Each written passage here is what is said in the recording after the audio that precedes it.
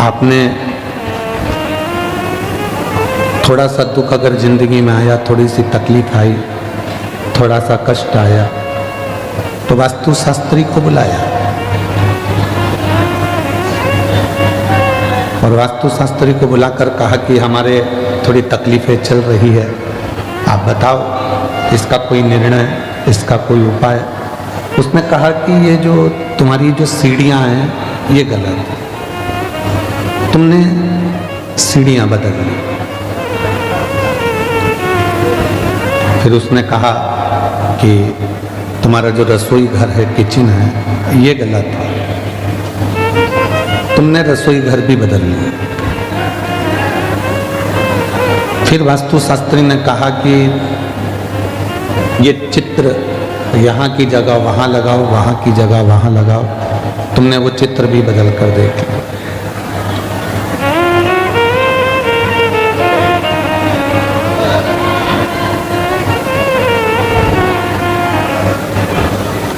वास्तु ठीक करने से पहले अपनी वास्तविकता को ठीक करें।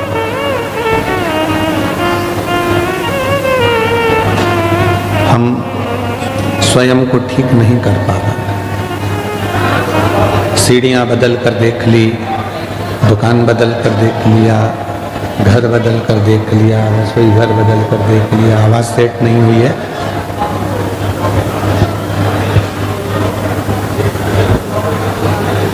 घर बदल कर देख लिया, हमने सीढ़ियाँ बदल कर देख ली, सब कुछ हमने बदल कर देख लिया, पर अब थोड़ा सा अपने आप को बदलो।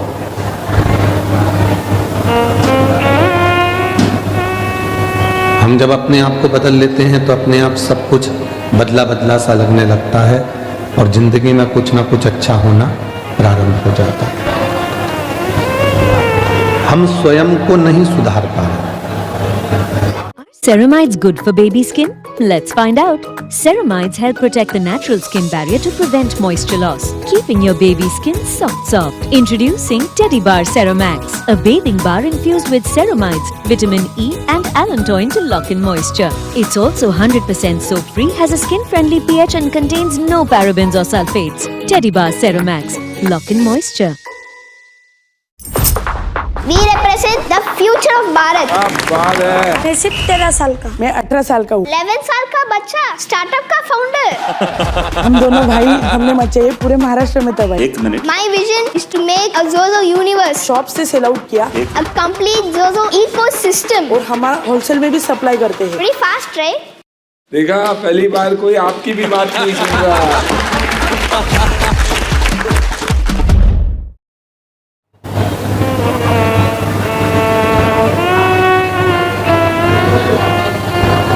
कल भी कथा में कहा था, हम कहते बच्चों से हैं कि थोड़ा ध्यान से पढ़ो। कल भी कथा में कहा था कि हम किसी व्यक्ति से कहते हैं कि ध्यान से काम करो, ध्यान से गाड़ी चलाओ, ध्यान से पढ़ाई करो, ध्यान से काम करो। कल कथा में कहा था, पर हम अपने ऊपर ही, अपनी चित्त वृत्ति में, अपने मन पर ध्यान नहीं दे पाते।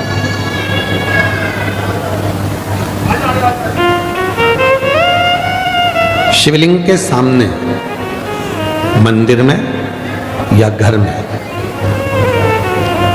भगवान शंकर के मंदिर में भी अगर जा रहे हो, घर में भी अगर भगवान शंकर के शिवलिंग की पूजन कर रहे हो या शिवलिंग का पार्थिव शिवलिंग बनाकर निर्माण कर रहे हो, तो तुम्हारी पूजा की थाली में कोई चीज कम है, चल जाएगा। तुम्हारे पूजन की थाली में अगर कोई चीज कमी है, चलेगी। पर शिवलिंग की पूजन करते समय, चाहे मंदिर में पूजन करो, चाहे अपने घर में पूजन करो, चाहे पार्थिव शिवलिंग का पूजन करो, पूजन की सामग्री कम होगी, चलेगी, पर मन रत्ती भर भी कम नहीं होना चाहिए। दिल परमात्मा में पूरा लगा होना चाहिए।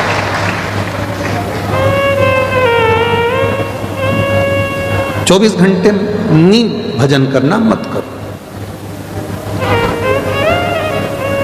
12 घंटे भी आपको भगवान का भजन नहीं करना मत करो। हम नहीं बोलेंगे कि तुम 12 घंटे करो कि 10 घंटे करो कि 20 घंटे करो, आपको मत करो। आप 5 घंटे भी अगर भगवान का भजन नहीं कर पाए तो मत करो, कोई बात नहीं। आप 3 घंटे भी भगवान का भजन नहीं कर पाए तो कोई बात नहीं।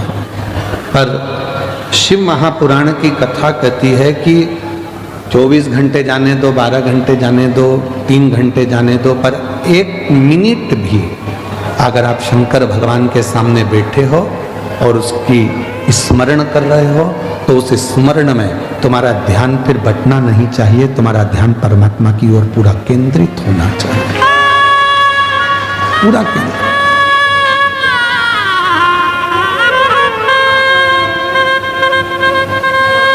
हम अपनी निगाहों को भी बांट देते हैं, हम अपनी शरीर की शक्ति को बांट देते हैं, हम अपने मन को भी बांट देते हैं, हम अपनी शरीर शक्ति को बांट देते हैं, हम अपनी दृष्टि को बांट देते हैं, हम अपने विचारों को भी जो परमात्मा की ओर अग्रण्य होना चाहिए उस मन को भी हम बांट देते हैं। आज कथा का विराम दिवस है।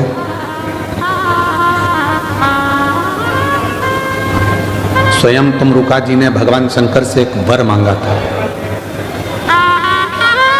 जब ईश्वर जी और गोरा जी बनकर कथा की शुरुआत हुई थी और जब चंचुला का पति बिंदु प्रेत योनि से छूट गया था, चंचुला खंड सौभाग्यवती धारण कर ली थी, तब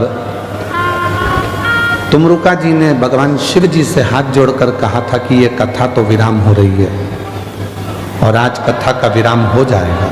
ये तुमरुका जी कहे शंकर भगवान से, कथा तो विराम हो रही है पर मुझे एक वर दे दो। शिव जी ने पूछा कौन सा वर? तुमरुका जी बोले बस एक वर ये दे दो कि जैसे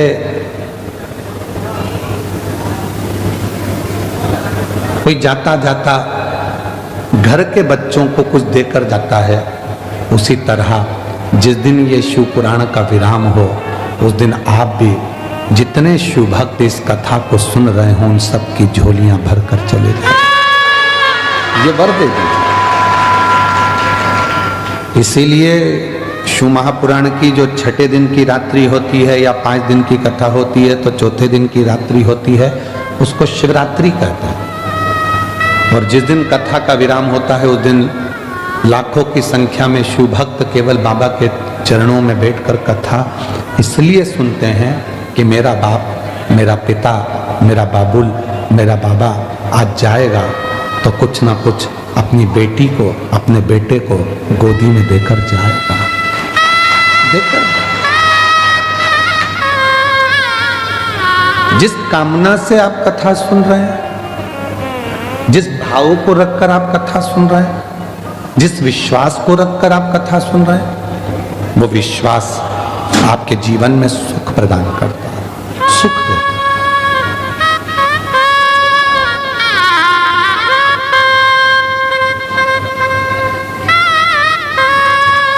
भरोसा प्रदान करता है।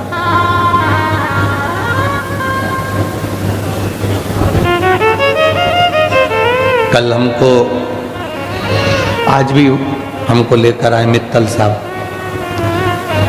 गाड़ी ड्राइव करी आपने और कल लेकर आ रहे थे तो मित्तल साहब कह रहे थे कि गुरुजी जितने शिव भक्त आए हैं इनके अंदर विश्वास बहुत है। तो हमने मित्तल साहब से कहा कि मित्तल साहब विश्वास होता है तभी भीतर का विष समाप्त होता है और विश्वनाथ प्राप्त होता है। Look around, echoes of the same. Every face, every frame, playing slave. Now it's time.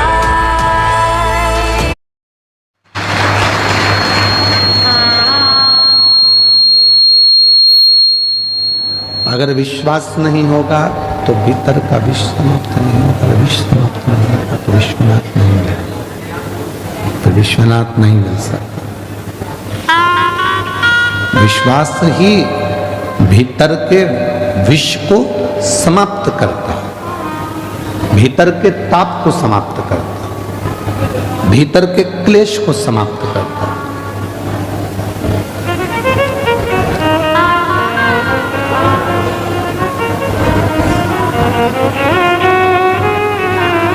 एक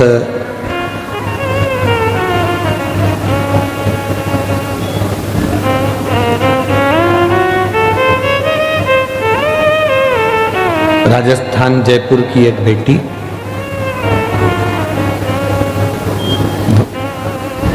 वनीता करके उसका नाम है।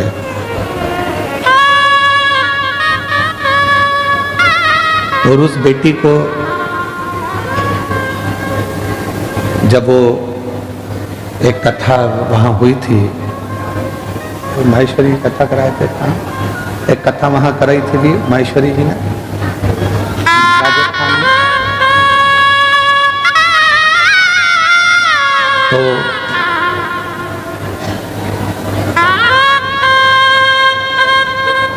रतनगढ़ में कथा थी।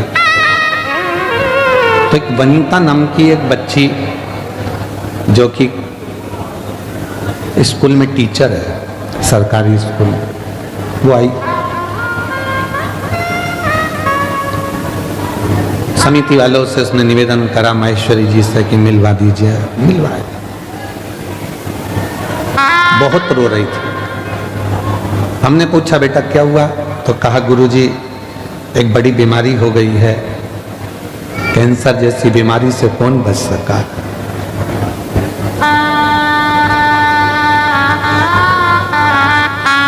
हमने कहा कौन से स्टेज की है? तो कहा 4th स्टेज। बच्चे? तो कहा अभी 1.5 साल का लड़का है। हमने कहा ठीक है।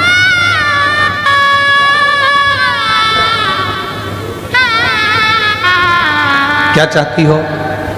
ये बीमारी समाप्त हो जाए। हमने कहा ये तो हम कर ही नहीं सकते। डॉक्टर के पास जाओ, दवाइयां लो, इलाज कराओ। कीमो बोले कीमो कराओ, थेरेपी का बोले थेरेपी कराओ।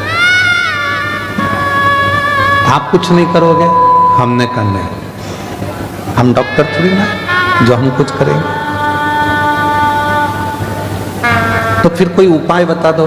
हमने कहा एक उपाय है, आज कथा के पंडाल में तुम ये छोड़कर चली जाना कि तुम्हें कैंसर की बीमारी है,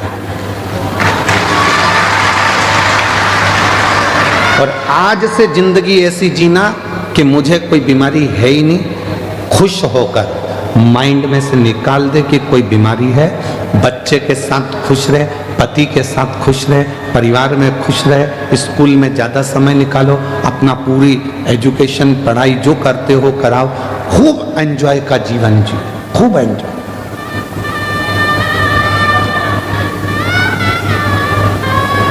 और वही बच्ची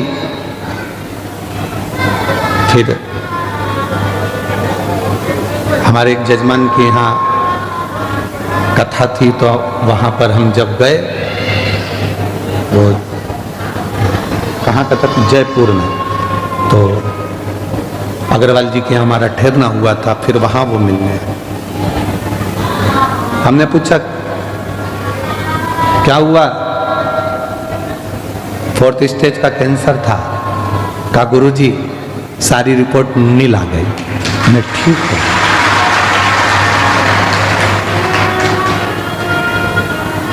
मेरी जीजियों, मेरे जीजाओं, मेरी बेटियों, मेरे बेटाओं, एक बात याद रखना, बीमारी को माइंड में बिठा लिया तो वो बीमारी तुम्हारा पीछा कभी नहीं छोड़ने वाली। बीमारी को माइंड से निकाल दिया तो बीमारी भी सोचती है ये तो मुझे झेल ही नहीं रहा, तो मैं दूसरे के पास चले जाऊं। झेल ही नहीं रहा।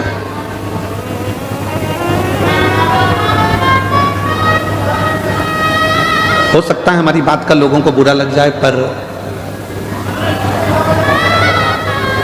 बोलो तो हम कह देते हैं, बोलो तो हम बोल दें।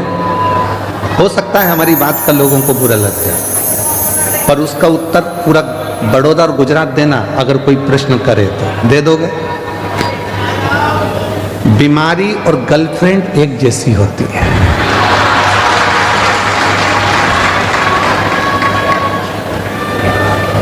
आपने दिमाग में से निकाल दिया, ये दूसरे के पास चली जाती है।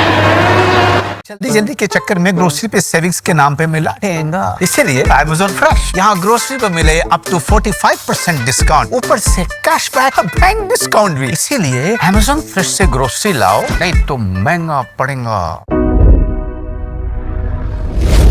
What happens when great intelligence meets unstoppable power? A new universe of possibilities is born, boosted by a customized processor that's the galaxy's most powerful ever.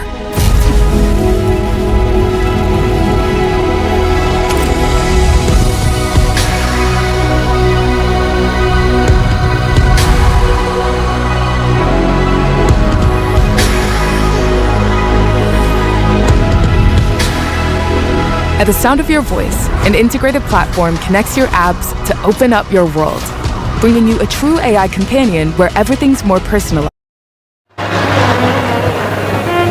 बोलो सही है कि गलत है? दिमाग में से निकाला, चलिए।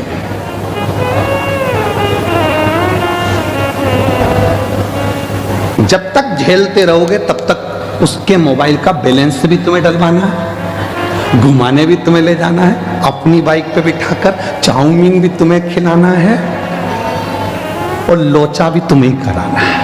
लोचा भी तुम्हें अब, और तुमने एक दिन मन में सोच लिया इतना पैसा तो मैं फालतू का खर्चा कर रहा हूँ, मेरे मम्मी पापा जिससे मेरी शादी कराएंगे वो मुझे जब मिलेगी और इतना मैं जब उस पर खर्च करूँगा तो मेरी जिंदगी संवर जाएगी, वो मुझे प्यार करेगी।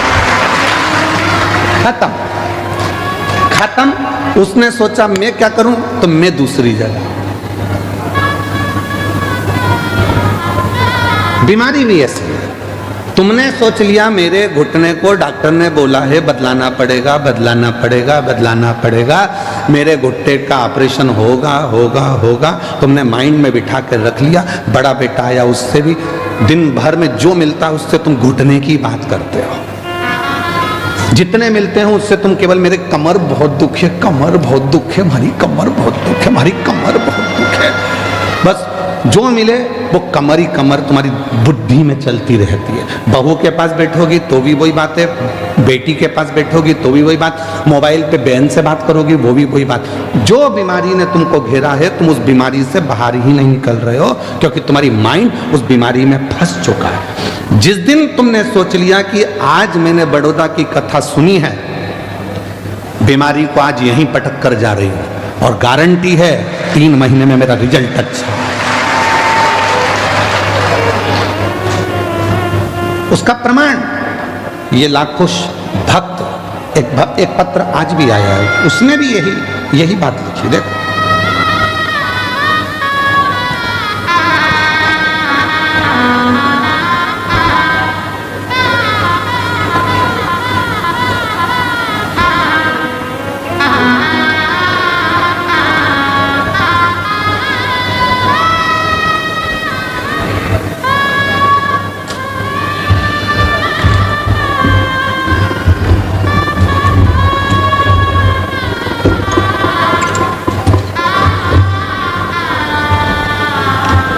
मेरा नाम सुरेखा यशवंत पाटिल है। धनलक्ष्मी पार्क, कपुराई चौकड़ी, बड़ोदरा की रहने वाली हूँ। कहीं बैठी हो तो आकर एक बेलपत्र ले जा सकते हैं।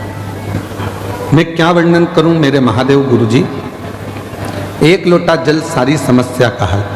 मैं आपकी हर कथा में सुना था, कंकर शंकर में शंकर है। मेरी बेटी को सूरत की कथा से पहले गर्दन के पास में बड़ी गठान हो गई थी। डॉक्टर ने चेक करने के बाद पता चला ऑपरेशन करना पड़ेगा और गठान निकालना पड़ेगी। मैंने अपनी बेटी को बोला, डॉक्टर और कुछ भी बोले तो उन्होंने कह दिया कि ये गठान ठीक नहीं है, गठान बड़ी हो चुकी है, ऑपरेशन कर कर गठान की जांच होगी और ये गठान वो वाली नहीं है ये गठान बड़ी बीमारी को सूचित करते हैं। मेरी बेटी फूट फूट कर रोने लगी। मैंने अपनी बेटी से कहा कि तू शिवालय जाना चालू कर दे। सूरत की कथा में रोज जाना प्रारंभ किया। पंडाल में मिट्टी को रोज लगा लेती थी अपने गले में, निवेदन करती बाबा से।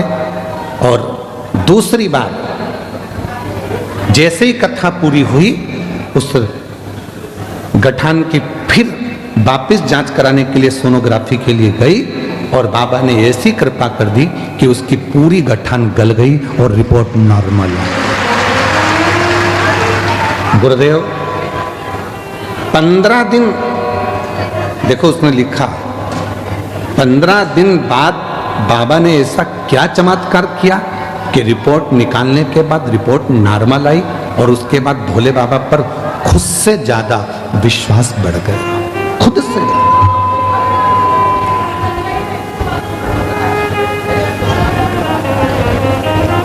एक विश्वास, एक पत्र और है।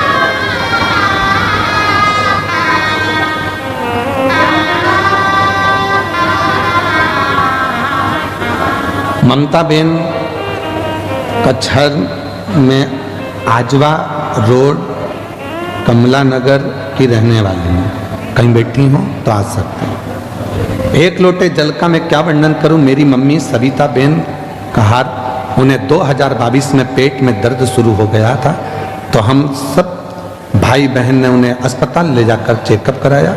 उन्हें चेकअप के बाद पता चला कि उनके पेट का कैंसर है। पेट का कैंसर है और हम ये सुनकर डर गए थे।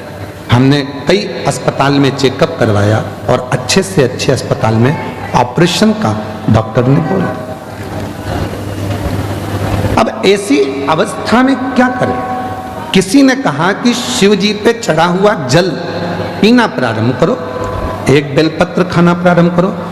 रुद्राक्ष मंगवाया सीहोर का और रुद्राक्ष का जल शिव को चढ़ाकर पीना प्रारंभ करा। 6 महीने बाद जब जांच कराई तो सारी गठाने गल चुकी थी और कैंसर नील बता दिया। कहीं बैठी हो तो आ सकते। क्यों?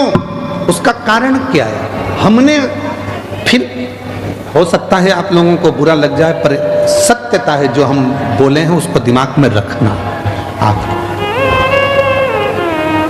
आप मत झेलो, मत झेलिए आप।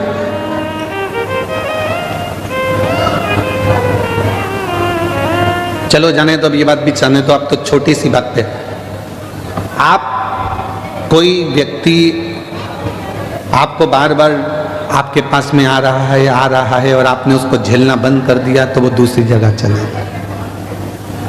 मत झेल। बीमारी को जब तक तुमने झेल कर रखा है, दिमाग में बना कर रखा है, वो बीमारी तुमको घेर कर रखेगी। और जिस दिन तुमने बीमारी को अपने दिल और दिमाग से निकाल दिया कि मैं एकदम ठीक हूं, आई एम फाइन, मुझे कोई मतलब, मैं स्वस्थ। फोन कर कर बहन पूछेगी क्यों तेरे पाँव का दर्द कैसा है? तू बोल रही थी घुटने का ऑपरेशन। अरे काय का ऑपरेशन?